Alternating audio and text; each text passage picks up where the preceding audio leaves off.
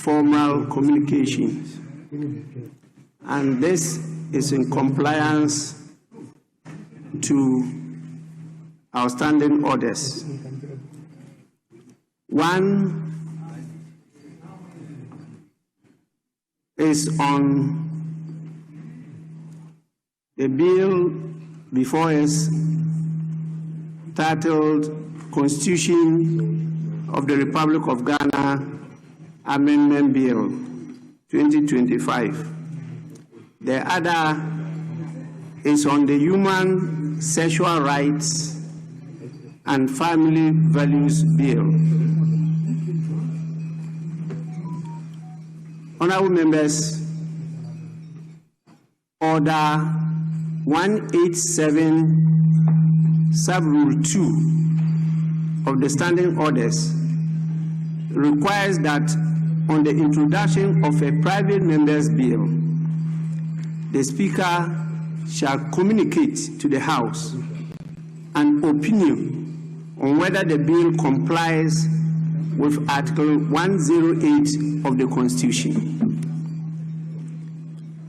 Honorable members, the Human Sexual Rights and Family Values Bill 2025 was initially introduced as the Promotion of Proper Human Sexual Rights and Family Values Bill 2021 in August 2021. The bill went through all the enactment processes and was passed by the 8th Parliament on the 28th of February 2024.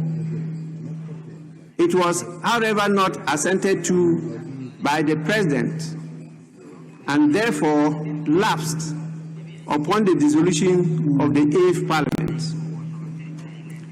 On the inauguration of the 9th Parliament, I, by correspondence dated 28th January 2025,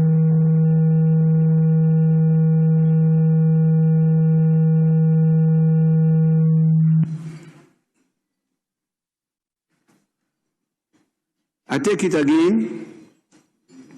On the inauguration of the 9th Parliament, I, by correspondence dated 28th January 2025, referred the bill to the Office of the Attorney General and Ministry of Justice for review and comments.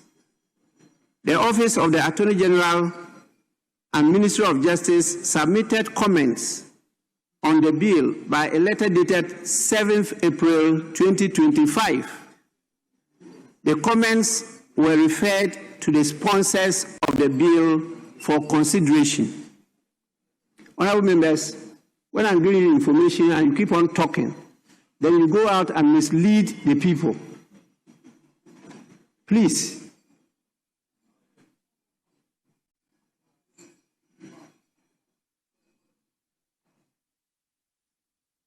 As I stated earlier on, the comments were referred to the sponsors of the bill for consideration. Meanwhile, by correspondence dated 25 February 2025, the following members indicated their desire to reintroduce the bill.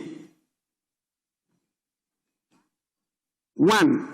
Honorable Samuel Nate George. 2. Honorable Emmanuel Kwesi Bejira. 3. Honorable Reverend John Intim Fojo. 4. Honorable Helen Intoso. 5. Honorable Vincent Eko Asafua. 6. Honorable Alasan Tampuli Sulemana. 7. Honorable Ritana Odole Sua. 8. Honorable Mahama Tia Abdul Kabiru. And 9. Honorable Anthony Imia. As required by Standing Order 182, a legal opinion dated 7th March 2025 was submitted to me on the proposed bill. I directed the draft person to process the request in accordance with the rules for introduction in the House. Additionally, in compliance with the requirements of Section 101, subsection 1 of the Public Financial Management Act 2016, Act 921, the Fiscal Impact Analysis Report on the proposed bill was duly submitted to me. Subsequently, I directed that the drafting be redone and the bill transmitted in pursuant of Order 186. Then I directed the Committee on Private Members' Bill and Private Members' Motion to consider again and advise me on whether the bill complies with the relevant constitutional provisions. The committee observed, and I want to read the observation of the committee. The committee observed that, 1, the reintroduced bill maintains its underlying principles and core objectives. 2, the bill does not contravene any constitutional provision, particularly Articles 106 and 108 of the 1992 Constitution.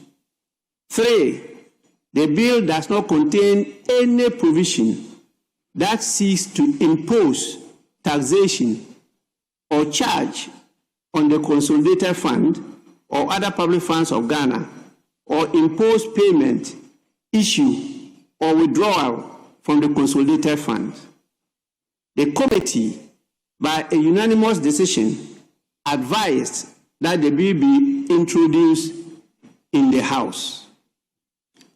Honourable members, I have reviewed the report of the committee and formed the opinion that the bill does not impose or alter taxation or a charge on the Consolidated Fund in the manner stipulated in Article 108 of the Constitution. The bill has gone through all the processes in accordance with the standing orders of the House.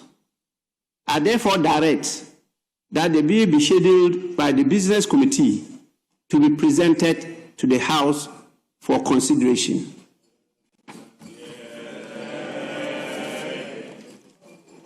I was calling your attention because this has been one of the topics in the public arena, and I've heard some of you contribute to the debate without much information and misled a lot of people. This is the state of the bill, and we go through our standing orders. We have to comply with our standing orders, and that's why by the standing orders, I have been enjoined to read this opinion to you. Please convey the same message to your constituents. The second one is on, as I stated, Constitution of the Republic of Ghana Amendment Bill 2025. Honourable members, Order 187 Rule 2 of the Standing Orders requires that on the introduction of a private member's bill, the Speaker shall communicate to the House an opinion on whether the bill complies with Article 108 of the Constitution.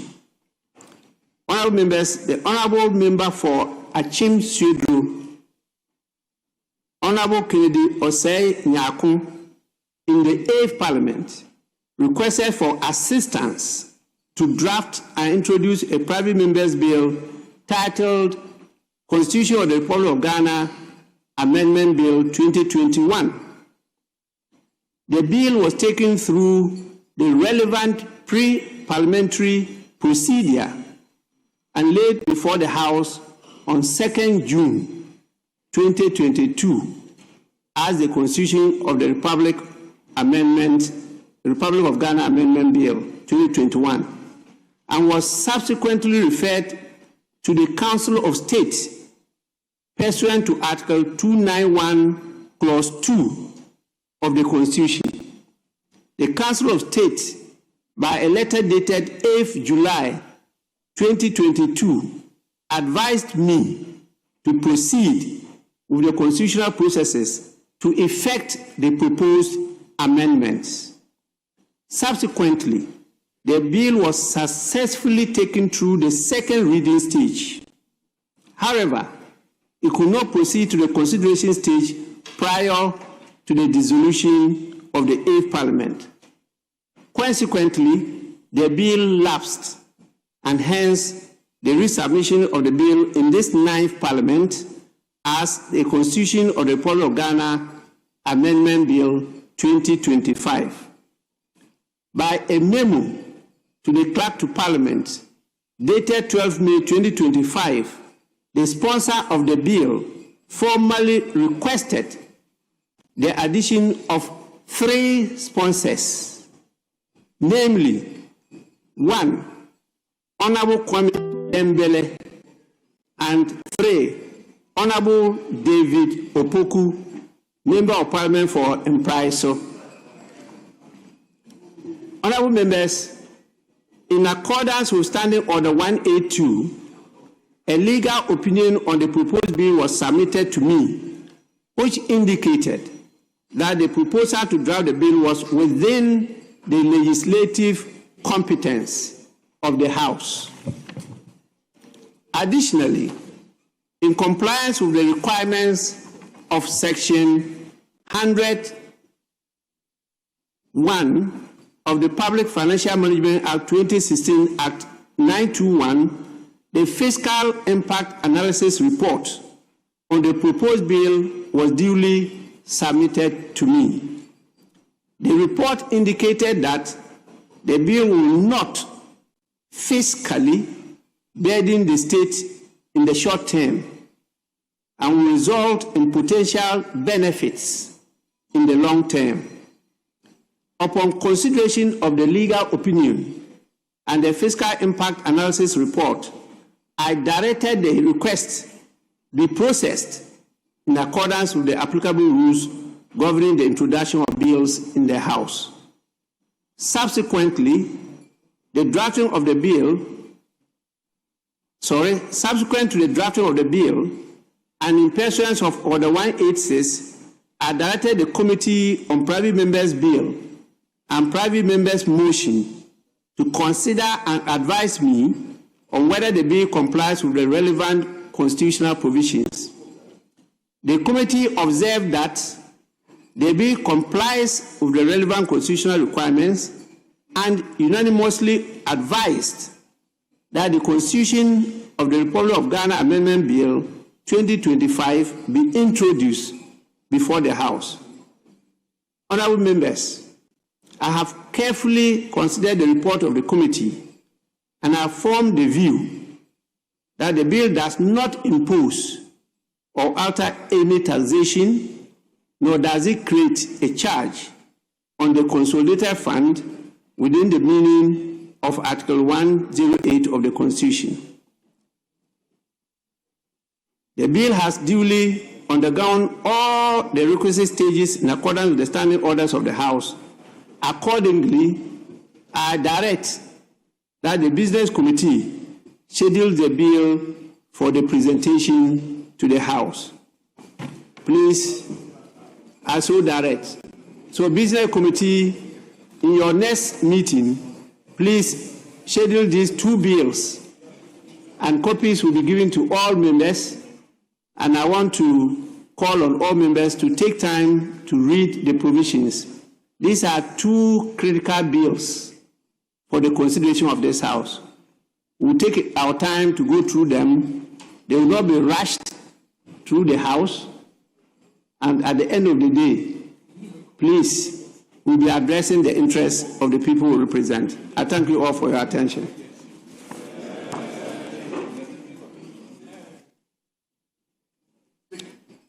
May we now take item 5, collection of votes and proceedings and official report. We'll start with the collection of votes and proceedings of Friday, 6th February 2026. Page 1. Page page 2, page 3,